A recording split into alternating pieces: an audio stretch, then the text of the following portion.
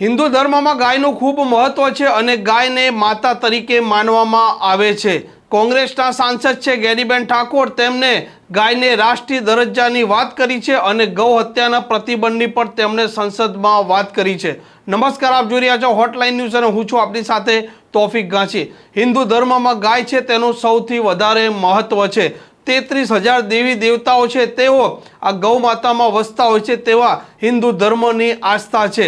કોંગ્રેસે પણ ગાયને રાષ્ટ્રીય દરજ્જો આપવાની વાત કરી છે અને દેશમાં જે ગૌ હત્યા થાય છે તેને કાયદો લાવવાની પણ તેમણે વાત કરી છે।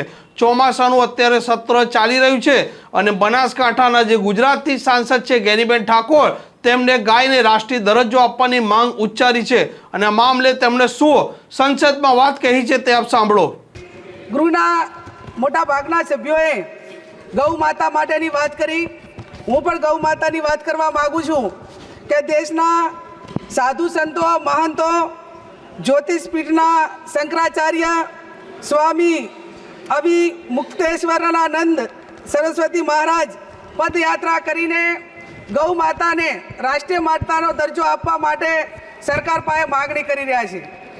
માનનીય અધ્યક્ષશ્રી, ગૌ માતાને રાષ્ટ્રીય માતાનો દરજ્જો મળે અને ગૌ વંશ ઉપર હત્યાનો પ્રતિબંધ આવતો કાયદો એ લોકસભામાં લાવવામાં આવે એવી હું માગણી કરું છું।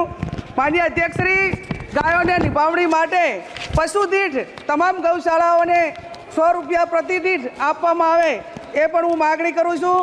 માનનીય અધ્યક્ષશ્રી, ગૌ માતાના દૂધમાંથી તમામ બનાવટો જે બનાવવામાં આવે તે ખૂબ ગુણકારી હોય છે અને જે આપણી પ્રાકૃતિક ખેતી હોય છે એ ખેતીમાં પણ ગાયના ગોબર માટેની ખૂબ જરૂર હોય છે। માનનીય અધ્યક્ષશ્રી, પશુની ખરીદી કરવામાં આવે અને પશુપાલક તેનો ઇન્સ્યોરન્સ લે છે ત્યારે એના ઉપર 18% GST લગાડવામાં આવે છે, તો એ GST હટાવી દેવામાં આવે એવી પણ હું માગણી કરું છું।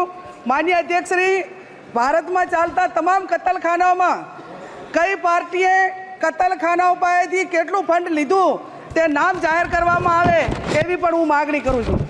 માનનીય અધ્યક્ષશ્રી, પશુપાલકોના જે ગૌચરો હતા તે મોટા ભાગે ઉદ્યોગપતિઓને આપી દેવામાં આવ્યા છે અને એના કારણે પશુપાલકો અને વન પ્રાણીઓ એ ખૂબ મોટા મુશ્કેલીમાં મુકાણા છે।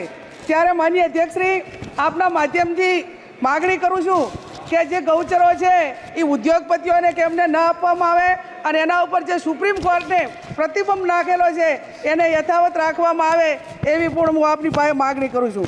માનનીય અધ્યક્ષશ્રી, મારો જિલ્લો બોર્ડરનો જિલ્લો છે અને એમાં સેન્સિટિવ ઝોન છે। આ ઝોનમાં જે જંગલી પ્રાણીઓ છે એ પ્રાણીઓને જે જમીન ફાળવેલી છે એમાં મોટા ભાગે ઉદ્યોગો મીઠાના ઉદ્યોગો આવેલા છે એના ઉપર પ્રતિબંધ મૂકવામાં આવે। માન્ય કોંગ્રેસના સાંસદ ગેનીબેન ઠાકોરે ગાયને રાષ્ટ્રીય દરજ્જાની વાત કરી છે, સાથે ગાયને આપવામાં જે પશુ આહાર છે તેમાં પણ જે GSTનો સમાવેશ કરવામાં આવ્યો છે તે પણ બંધ કરવામાં આવે। આમ કોંગ્રેસ પણ ભારતીય જનતા પાર્ટી જે ગાય માતાને લઈને સતત અવાજ ઉઠાવતી હતી, કોંગ્રેસ પણ તે રસ્તે વળી છે અને ગાયને પણ રાષ્ટ્રીય દરજ્જાની તેમજ જે ગૌ હત્યા થાય છે તે રોકવાની હવે માંગ કરી રહી છે।